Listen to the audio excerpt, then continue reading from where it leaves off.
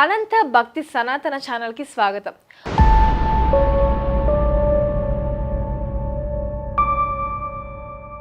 ఓం శ్రీ గణేశాయ నమః.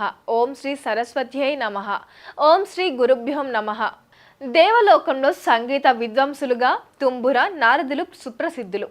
తంబురుడి వద్ద కళావతి అనే వీణ ఉండేది. నారదుడి వీణ మహతి. ఇద్దరు ముల్లోక సంచారం చేసేవారు. ఇంద్రాది దేవతలను తమ గానంతో, వీణా నాదంతో అలరించేవారు. మహావిష్ణువును స్తుతిస్తూ కీర్తనలను గానం చేసేవారు.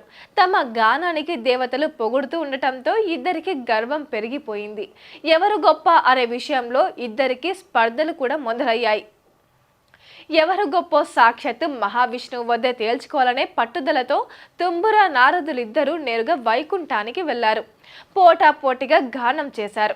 నారదుడు తనకు ఎంతటి భక్తుడైనా విష్ణువు మాత్రం తుంబురుడి గానానికి పరవశితుడై అతడిపై పొగడ్తల వర్షం కురిపించాడు. నారదుడు చిన్నబోయాడు. సంగీతంలో విద్వత్తు సాధించడానికి ఏం చేయాలంటూ విష్ణువునే సలహా అడిగాడు నారదుడు.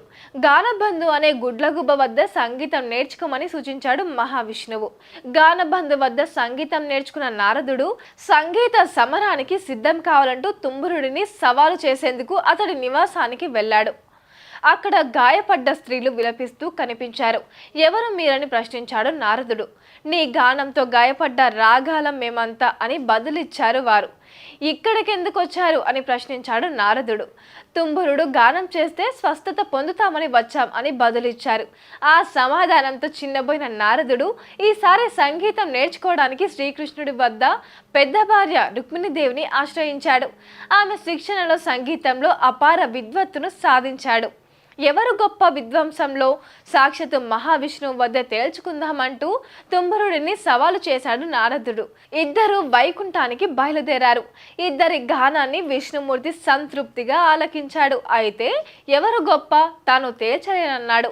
ఇక ఈ విషయంలో తీర్పు చెప్పగల దిట్ట హనుమంతుడు ఒక్కడేనని చెప్పాడు. దీంతో దేవతల సమక్షంలో పోటీ ఏర్పాటుకు సిద్ధమైన తుంబుర, నారదులిద్దరూ హనుమంతుని వద్దకు వెళ్లారు. హనుమంతుడు న్యాయ నిర్ణేతగా రాగా దేవతల సమక్షంలో పోటీ ఏర్పాటైంది. మొదట తుంబురుడు వీణ వాయిస్తూ గానం చేశాడు.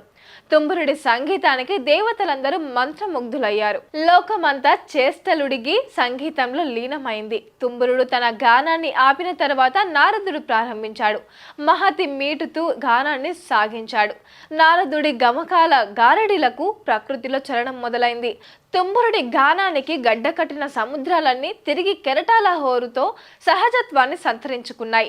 నింగిలో నిలిచిపోయిన విహంగాలన్నీ స్వేచ్ఛగా ఎగరసాగాయి. ప్రకృతిలో జీవకళ ఉట్టిపడసాగింది. దేవతలందరూ తన్మయత్వంలో తలలూపసాగారు. నారదుడు తన గానాన్ని ముగించడంతో వారందరూ తేరుకున్నారు. ఇక హనుమంతుడి తీర్పు ఎలా ఉంటుందోనన్న ఆత్రంగా చూడసాగారు. ఇద్దరు సమ ఉజ్జీలుగానే ఉన్నారు. ఇంకో పరీక్ష పెడతాను, మీ వీణలు ఇలా ఇవ్వండి అడిగాడు హనుమంతుడు. ఇద్దరు తమ వీణలను అతని చేతికి అందించారు. హనుమంతుడు 2 వీణలను తీసుకొని రెండింటిలో నుంచి చెరో మెట్టును ఊడదీసి వారికిచ్చాడు. ఇప్పుడు వీణ వాయిస్తూ గానం చేయండి అన్నాడు. దీంతో తుంబుర, నారదులిద్దరూ అసహనానికి గురయ్యారు. వీణలో అన్ని మెట్లు ఉంటేనే కదా వాయించగలం, చెరో మెట్టు తీసేసి ఇప్పుడు వాయించమంటే ఎలా అని అడిగారు. హనుమంతుడు చిరునవ్వు నవ్వాడు. ఎదురుగా కనిపించిన ఒక వెదురు బొంగును తీసుకొని దాన్ని చీల్చాడు. దానికి తీగలు తగిలించాడు. ఎలాంటి మెట్లు లేని వీణను తయారు చేశాడు. ఇక దానిని వాయిస్తూ గానం చేయడం మొదలు పెట్టాడు. మంద్రంగా మొదలైన స్వరజరి క్రమంగా ఉధృతి అందుకుంది. ఆ గానానికి వైకుంఠం నుంచి మహావిష్ణువే పరుగున అక్కడికి వచ్చినా అతడి రాకను గుర్తించలేనంతగా అక్కడి దేవతలందరూ తన్మయులయ్యారు. హనుమంతుడు తన గానాన్ని ముగించిన తర్వాత తుంబుర, నారదులిద్దరూ సంగీతంలో తమ విద్వత్తు ఇంకా పరిపూర్ణం కాదని అంగీకరించారు. హనుమద్గానంతో తమ కళ్ళు తెరుచుకున్నాయని అన్నారు. వారి మాటలతో బాహ్య స్పృహలోకి వచ్చిన దేవతలు అక్కడకు వచ్చిన మహావిష్ణువును గమనించారు. ఆయన అభిప్రాయం కోరారు.